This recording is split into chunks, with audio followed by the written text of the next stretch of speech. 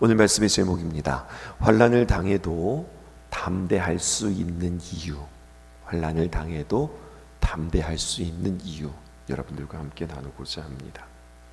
사도 바울이 3차 전도 여행을 마치고 돌아왔어요. 그리고 예루살렘 교회에 왔습니다. 그리고 전대 여행 중에 말입니다, 이방인들을 향한 하나님의 놀라운 일들을 보고했을 때에 예루살렘에 있었던 야고보 사도, 여기서 말하는 야고보 사도는 예수님의 동생을 말하죠. 예루살렘 교회의 수장이었는데요, 야고보 사도를 비롯한 예루살렘 교회의 지도자들은 사도 바울의 이방인 선교 보고를 듣고 무척 기뻐했습니다. 하나님의 역사가 너무나도 놀랍고, 그리고 사도 바울 같은 사람이 이렇게 쓰시는 그 하나님의 역사가 그들은 얼마나 감격스러웠을까요? 그들은 사도 바울이 누구인지 알잖아요.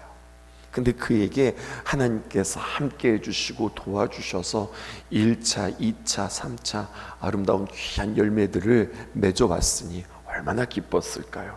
그런데 그 기쁨으로 끝나지 않았습니다. 사도 바울은 그렇게 하나님의 귀한 복음을 열심히 전하고 저에게 이런 일이 있었잖아요 라고 하면서 막 이야기할 때에 너무너무나 감사하고 너무너무나 좋다, 이렇게만 끝난 게 아니라 예루살렘 교회의 지도자들은 마음속에 뭐 한 가지가 걱정이 되는 게 있었습니다. 그것은 바로 무엇이냐면 마음이 편치 않았는데요, 예루살렘의 유대인 교인들 중에서 사도 바울을 싫어하는 사람들이 있었어요. 아니, 그렇게 복음 전하고 그렇게 고생한 사람이 왔는데 수고했다, 애썼다 하는 게 아니라 그렇게 사도 바울을 싫어하네요. 싫어한 이유가 이런 겁니다. 그들은 생각하기에 사도 바울이 가는 곳마다 이방에 있는 모든 유대인들에게 가르치는데 뭐라고 가르치냐면 모세를 배반하고 아들들에게 할례를 행하지 말고 또 관습을 지키지 말라. 유대인들에게 있는 관습이라는 게 있잖아요. 이것들을 지키지 말라고 가르친다는 거예요. 근데 여러분, 이 말이 맞는 말입니까? 틀린 말입니까? 어떤 부분은 맞고 어떤 부분은 틀리는 말이에요. 당시 예루살렘 교회는요, 수만 명의 신자가 생길 정도로 부흥하였습니다. 그런데 예루살렘 교회가 유대인들에게 복음을 전할 때 그들은 선명한 태도로, 선명한 지침으로 그들에게 주지 않았어요. 다수의 유대인들이 여전히 있었고 유대인들의 마음들을 얻기 위하여서 그들이 율법과 할례와 규례들을 여전히 함께 지키는 것들에 대하여서 용납하고 있었습니다. 그들은 예수님을 믿으면서도 동시에 율법을 생명같이 여겼단 말입니다. 복음을 생명처럼 여기는 것이 아니라 하나님의 그 예수 그리스도의 그 복음, 그들이 받아들인 것은 사실이에요. 하지만 여전히 그들이 가지고 있었고 살아왔던 율법의 전통과 규례와 할례들에 대해서는 여전히 내려놓지 못하고 있었던 겁니다. 그러니까 예루살렘 교회의 수장이었던 예수님의 동생 야고보 사도나 예루살렘 교회의 지도자들은 이것이 조금 난감했습니다. 사도 바울이 예루살렘에 와서 분명 선교 보고를 하게 되었을 텐데 참 감사하고 기쁜 일이기는 하지만 사람들의 마음에 썩 그렇게 사도 바울을 좋아하지 않을 텐데 이러한 마음에 복잡했어요. 그러다가 야고보 사도가 사도 바울에게 이런 제안을 합니다. 당신이 율법을 지킨다는 것에 대하여서 예루살렘 교인들에게 조금 더 분명히 알려줄 필요가 있습니다. 당신이 율법을 철폐하는 자가 아니라는 것들을 보여주십시다. 마침 예루살렘 교회에 4사람이 결례, 다시 말하여서 정결의식을 서원한 성도들이 있는데 그들이 성전에서 정결의식을 행하게 되었을 때에 당신도 가서 같이 그 정결의식을 행하십시오. 뿐만 아니라 그 4사람이 정결예식을 하게 되어질 때에 필요한 재정이 있습니다. 그거 당신이 다 감당해 주세요. 이렇게 이야기하는 거예요. 성경 말씀 한번 찾아볼까요? 20장 사도행전 21장입니다. 본문 띄워주시죠. 23절에서 24절에 있는 말씀입니다. 우리가 말하는 이대로 하라. 소원한 네 사람이 우리에게 있으니 24절입니다. 그들을 데리고 함께 결례를 행하고 그들을 위하여 비용을 내어 머리를 깎게 하라. 그러면 모든 사람이 그대에 대하여 들은 것이 사실이 아니고 그대도 율법을 지켜 행하는 줄로 알게 되어질 것이다. 당신이 이렇게 하면 예루살렘 교회 성도들이 사도 바울도 율법을 잘 지키는구나 이렇게 생각할 줄로 여긴다는 겁니다. 결례에 대해서 조금 더 여러분들에게 말씀드릴게요. 일종의 정결 예식인데요. 보통 이 기간이 한 달 정도 되어집니다. 이 한 달이 시작할 때와 끝날 때에 머리를 깎아요. 머리를 깎고 이 시간에는 어떤 시간들을 갖게 되어지느냐, 금욕의 생활들을 하게 되어집니다. 결례의 기간이 차면 제물을 드리는데 그 비용이 만만치 않아서 가난한 사람들에게는 상당히 부담되어지는 일이었고, 부자는요 가난한 사람들에게 이 결례 비용을 부담하는 것을 그 당시에 신앙의 미덕으로 여겼어요. 근데 사도 바울이 부자는 아니었거든요. 근데 이것을 유대인들은 미덕으로 여기니 당신이 이렇게 행해라. 이 결례의식, 정결의식을 통하여서 사도 바울이 율법을 경멸하는 자가 아니라, 반대하는 자가 아니라 오히려 중히 여기는 자라고 하는 인상을 심어주자. 다시 말해서 즉 그들에게 보여주자라는 거예요. 이러한 제안을 받는 사도 바울의 마음은 어땠을까요? 여러분들이라고 하면 어떨 것 같으세요? 힘들고 어려운 이방 전도를 하고 왔습니다. 칭찬은 고사하고 지금 자신이 무슨 취급받느냐? 죄인 취급받고 율법을 폐하는 그러한 취급을 받는 겁니다. 힘이 빠지고 좌절할 수밖에 없는 거예요. 게다가 선교하고 온 사람이 무슨 돈이 있겠어요? 근데 당신이 돈을 만들어서 유대인의 그 결례 의식에 행하는 네 사람 비용을 당신이 좀 대주라, 이렇게 이야기하는 거죠. 정말 마음 같아서는요, 누가 잘못된 것이고 무엇이 본질이고 무엇이 중요한 것인지 따지고 싶었을 것입니다. 사도 바울은요 굉장히 성격이 강한 사람이에요. 논리적이고 치밀하고 공격적인 사람입니다. 정말 뭐가 중요한지 여러분들 한번 이야기해 볼까요? 하고서 이야기하기 시작하면은요, 여러분 모두가 다 그 사도 바울 앞에서 무엇 하나 말할 수 없는 사람들입니다. 게다가 이방인들에게 뭐라고 이제까지 가르쳐 줬냐면, 뭐라고 이야기하냐면, 사도 바울이 복음을 전하면서 이방인들에게 율법이 중요하지 않습니다. 복음이 중요합니다. 예수님께서 우리에게, 유대인들이나 이방인들아 우리 모두에게 구원의 열쇠가 되었습니다. 구원의 조건이 율법이 아니라, 이렇게 이야기했으니 우리가 중요한 건 뭐예요? 예수님을 영접하고 예수님을 내 안에 모셔드리고 구원받는 것, 이게 중요한 건데 율법을 엄격히 지키는 모습을 보여줘야 된다? 유대인들에게는 좋겠죠. 그런데 여러분, 유대인들만 있는 게 아니잖아요. 이방인들은 뭐지? 이렇게 되어지는 거예요. 헷갈리는 겁니다. 거꾸로 이방인 교인들에게는요 혼란시키고, 뭐야 여기에서는 이렇게 말하고 저기에서는 저렇게 말하는 거야? 그렇게 되어지는 거예요. 근데 여러분, 사도 바울은요 너무나도 순순히 예루살렘 지도자들의 제안을 받아들입니다. 사도 바울이 이런 문제에 부딪혔을 때 놀랍게도 전혀 어떤 주장도 하지 않고 논쟁하지도 않고 따지지도 않고 예루살렘 교회가 한 제안을 받아들이는 거예요. 여러분, 이것이 사도 바울의 선택입니다. 지금 사도 바울은 본질을 붙잡았어요? 보여주는 거 붙잡았어요? 보여주는 것을 붙잡은 거예요.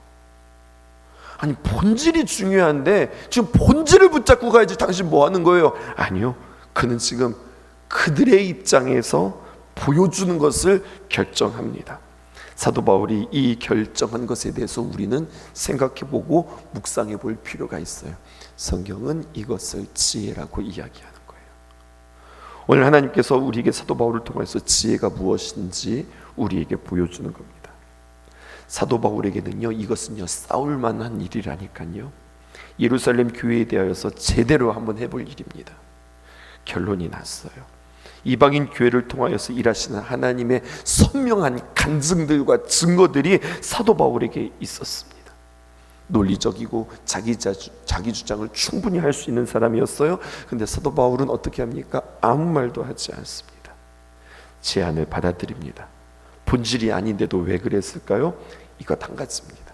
사도 바울은 예루살렘 교회가 처한 그 어려움을 이해했어요. 그럴 수 있구나. 그럴 수 있다. 예루살렘은 어떤 곳이냐?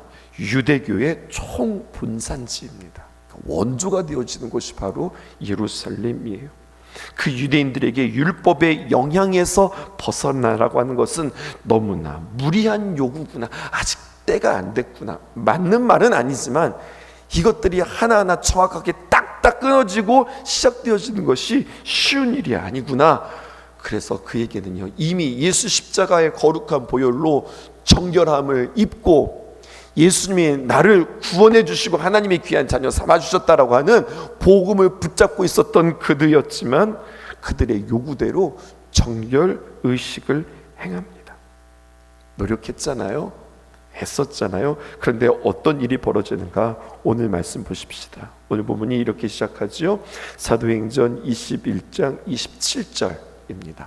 사도 바울이 그 이래가 거의 참해, 그러니까 이 여기서 말하는 이래라고 하는 말은 정결 의식이 이제 다 마무리되어져 가는 그때입니다. 아시아로부터 온 유대인들이 성전에서 바울을 보고 모든 무리들을 충동하여 그들을 붙잡습니다. 또 양보하고 또 그들이 원하는 대로 해주었는데 또다시 어려움이 그에게 또 부딪히기 시작했어요. 이 18절에 보니까 이렇게 기록되어 있습니다. 외치되 이스라엘 사람들아 도우라. 이 사람은 각처에서 우리 백성과 율법과 이곳을 비방하여 모든 사람을 가르치는 그 자인데, 근데 보세요, 그 사람이 헬라인을 데리고, 여기서 말하는 헬라인이란 누구냐? 그리스 사람인데요, 그리스 사람은 다른 말로 표현하면 이방인이라는 거예요. 이방인을 데리고 성전에 들어가서 이 거룩한 곳을 더럽혔다. 이방인이 성전에 들어간다고 그 성전이 더럽혀지는 거예요? 그런 거 아니거든요. 근데 그들은 그렇게 믿었어요. 그런데 그렇게 믿었을 뿐만 아니라 지금 사도 바울이 이방인을 데리고 우리 성소를 더럽혔다고 난리를 치는 겁니다. 유대교의 입장에서는요, 이것은 너무나도 불순한 일이에요. 그러자 이 모습에 대하여서 유대인들이 확 일어나서 무슨 일들을 하느냐? 31절에 보니까 그 사도 바울을 죽이려고 하는 일들이 벌어지는 겁니다. 근데 사도 바울 보세요. 이 상황에서 애쓰거나 두려워하거나 당황하거나 어떻게든지 살아야 되겠다, 그렇게 애쓰지 않아요. 오히려 그 상황 속에서요, 하나님의 귀한 복음을 전하려고 하는 기회로 삼습니다. 자기를 막 죽이려고 달려드는 사람에게 내가 이들에게 어떻게 하면 하나님의 귀한 복음을 전할 수 있을까, 지금 이 생각을 하고 있는 거예요. 그래서 내일 본문에 보면은요, 자신을 죽이려고 하는 그들에게 다시 한번 복음을 전하는 이야기들이 성경에 기록되어져 있어요. 그렇게 막 죽임을 당하는 그런 위급한 상황이 있을 때 하나님이 일하십니다. 어떻게 일하시는가 보았더니요, 이러한 많은 소동과 소요가 있자 로마 군대가 와서 사도 바울을 탁 체포를 합니다. 그렇게 해서 죽음의 위기를 면할 수 있게 되어져요. 오늘 우리가 주목해야 될 것은요, 바로 이것입니다. 죽음의 위협 앞에서 사도 바울은 어떻게 담대할 수 있었을까? 그것은요, 사도 바울이 마음의 준비를 하고 있었다는 거예요. 성령님으로부터 이미 그는 들었어요. 무엇을 들었습니까? 너는 예루살렘에 가면 결박을 당하고 환란이 있을 것이라 말씀을 들었어요. 사도 바울에게도 주위에 있는 사람들에게도 다 이 예언을 주었습니다. 그러므로 사도 바울은 무엇이 있었느냐? 그의 마음 가운데 마음의 준비가 있었어요. 예루살렘에 들어가면 반드시 나를 환영해 주는 일들이 있지 않을 거야. 어려움이 있을 거야. 핍박이 있을 거야. 그 마음의 준비가 있었죠. 사도 바울의 마음에는 이런 일이 있을 것이라고 했지, 그 생각이 계속 마음속에 있었던 겁니다. 그러니까 벌어지는 상황 속에서 혼란스럽거나 혹은 도망가려고 하지 말고 그 상황 속에서 어떻게 되는 겁니까? 하나님을 더욱더 의지하는 마음이 그들에게 있었어요. 여러분, 우리도 마찬가지예요. 똑같습니다.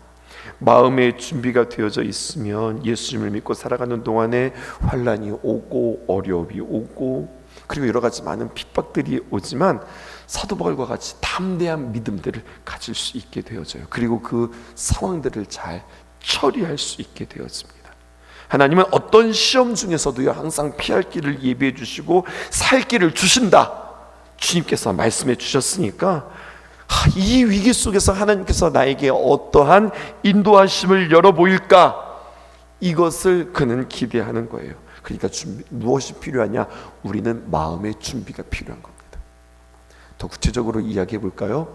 여러분, 은혜가 있는 곳에, 연합하는 곳에 하나님의 귀한 사역을 앞두고 반드시 뭐가 있을까요? 시험이 있고 어려움이 있고 핍박이 있고 오해가 있고 여러 가지 많은 소리들이 있어요.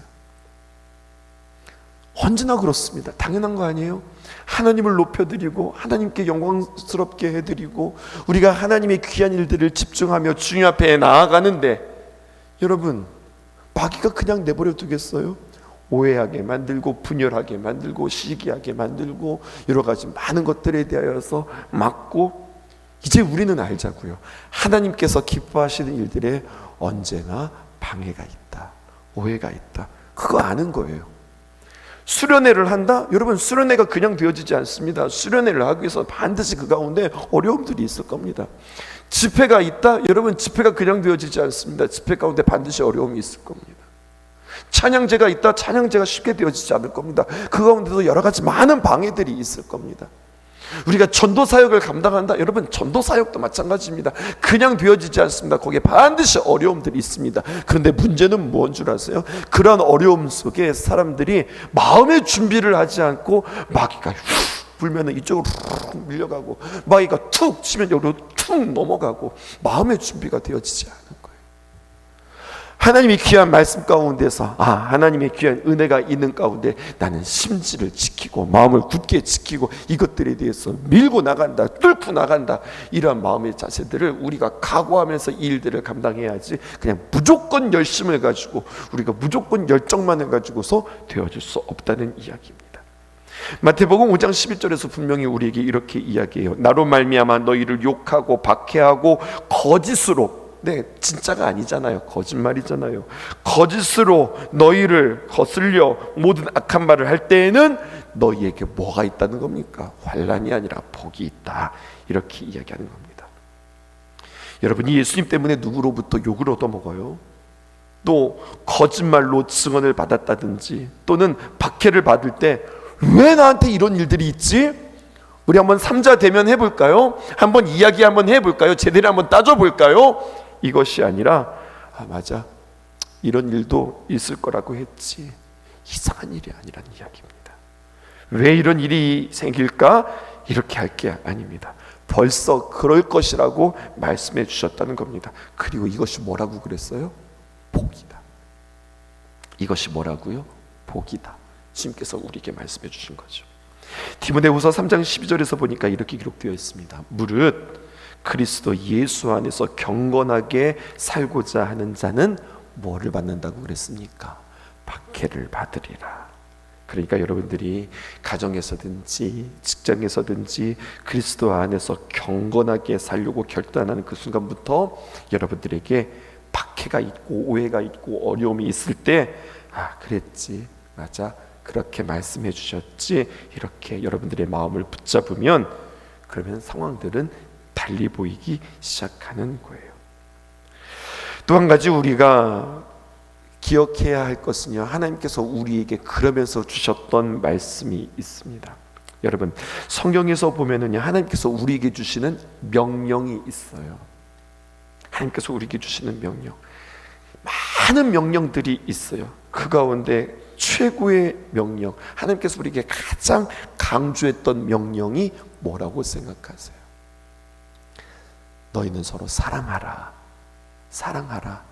이 말씀을 주님께서 더 말씀을 많이 한 것 같으세요? 아니요, 그거보다 더 많이 하신 명령이 있어요. 여러분, 그걸 기억하셔야 돼요. 가장 많이 말씀하셨어요. 하지만 그게 가장 많은 말씀은 아니었어요. 온전히 행하라, 교만하라, 겸손하라, 이런 말들도 굉장히 많이 나와요. 근데 여러분, 이 말들도 참 많이 나오는데 이거보다 더 많이 나오는 말씀이 있어요. 혹시 여러분들 아세요? 그것은 바로 이겁니다. 성경에서 어떤 명령보다 자주 등장하는 명령, 심지어 366번이나 강조되어진 말씀, 그것은 두려워 말라, 염려하지 말라. 이 말씀을 성경은 우리에게 이야기했어요. 그래서 누군가는 그렇게 이야기했어요. 우리가 1년 365일에 윤달까지 껴서 366일 하루도 빠짐없이 우리는 주님 앞에서 날마다 두려워하지 말라, 염려하지 말라, 걱정하지 말라. 이게 주님께서 우리에게 주시는 말씀이에요. 그럼 이게 무슨 말씀인 줄 아세요? 거꾸로 말하면 우리가 두려워하잖아요, 걱정하잖아요. 하나님 제일 싫어하시는 거예요. 근데 우리가 주님 안에서 담대하잖아요, 우리가 주님 앞에 말씀을 믿고 나아가잖아요. 하나님께서 참 기뻐하시는 거예요. 아니 도대체 왜 하나님 두려워하는 것을 왜 이렇게 싫어하시는 거예요? 제가 전에 말씀드린 적이 있어요. 두려움은요, 그냥 두려움이 아니라 죄 중에서 그냥 어떤 윤리적인 죄가 아니라 이건 실질적으로 가만히 들어보면 두려움은 누가 집어넣어주는 거냐면 마귀가 집어넣어주는 거거든요. 우리 주님께서는 우리에게 생명과 평안을 넣어주시고 마귀는 우리에게 두려움을 넣어주는데 뭐를 붙잡았다는 이야기예요? 두려움을 붙잡았다는 이야기입니다. 사도 바울은요, 늘 자신과 함께 하시는 그 예수님을 바라보았어요. 그래서 사도 바울의 고백을 우리가 함께 볼까요? 고린도전서 15장 57절에 이렇게 기록되어 있습니다. 우리 주 예수 그리스도로 말미암아 우리에게 승리를 주시는 하나님께 감사하노니. 예수님은 언제나 나에게 무엇을 주신다? 승리 주시는 분이다. 이것을 믿고 있어요.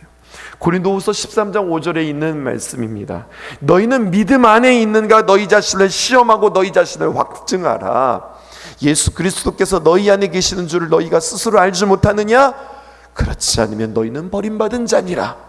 여러분, 무엇입니까? 우리가 주님 안에 있고 예수 그리스도께서 너희 안에 있다고 하는 것을 너희들이 알지 못하느냐? 이것을 꼭 알라는 이야기죠. 요한복음 16장 33절에서는 이렇게 기록되어져 있습니다. 이것을 너희에게 이르는 것은 너희로 내 안에서 무엇을 누리라고요? 두려워하는 것이 아니라 평안을 누리게 하려 함이라. 세상에서는 너희가 환난을 당한다. 환난 없다는 이야기 아니었어요. 너희가 세상에서 어떻게 된다는 거예요? 환난을 당한다. 그러나 환난을 당한다. 그러나 담대하라. 담대하라. 내가 세상을 이겼노라. 여러분, 세상에서 환난을 당해도 담대할 수 있는 유일한 열쇠는요, 예수님 안에 우리가 거하고 또 주님께서 우리 안에 거하시기 때문에 그렇습니다. 만약에 예수님을 믿는다고는 하지만 내가 예수님 안에 거하는 것도 모르고 예수님이 내 마음에 계시는 것도 모르는 사람은 어떤 상황 속에서도 평안을 절대로 누릴 수 없다는 겁니다. 그러므로 여러분, 우리는 예수님 안에 거하는 자 되어야 하고 내가 정말로 예수님을 주목하는가, 이것에 대하여서 다시 한번 점검해 볼 필요가 있겠습니다. 예수님 안에 거하는 사람만이 환난을 당해도 어떻게 될 수 있느냐? 평안을 누릴 수 있게 되어진다. 그 평안으로 승리하는 저와 여러분들 되어지기를 주님의 이름으로 축복합니다. 기도 제목 3가지 띄울게요. 첫 번째는요, 문제 앞에서 본질을 넘어 어려움을 이해하고 용납하고 넘어가는 지혜가 있게 하여 주옵소서. 우리는 본질이지, 이거 본질 아니면 내가 조금도 양보하지 못한다. 그것이 아니라 본질이지만 중요하지만 그들이 이해하지 못하면 그렇다고 이렇게 저렇게 하라는 이야기는 아니에요. 그들에게 이해하는 입장에서 다시 한번 생각해 보면 우리는 조금 더 넉넉해질 수 있다는 이야기죠. 두 번째, 환난 중에서 담대하기 위하여서 먼저 말씀에 귀를 기울이세요. 언제나 주님께서는 다 예비하여서 먼저 말씀해 주세요. 너희들에게 이런 일이 있을 것이야, 이런 문제들이 있을 것이야, 이런 어려움들이 있을 것이야. 주님께서 우리에게 말씀해 주시죠. 그리고 세 번째입니다. 환난 중에서 말입니다. 늘 함께 하시는, 환난을 만나게 되어질 것이지만 어려움이 없지는 않지만 그 어려움 중에서 예수님을 주목해라. 이 말씀으로 넉넉히 승리하는 저와 여러분 되기를 주님의 이름으로 축복합니다. 기도하겠습니다. 주님 나의 마음을 엽니다. 주님 나의 마음을 엽니다. 만주들이시는 주님을 세워둔 채로 내 일만 하지 않겠음.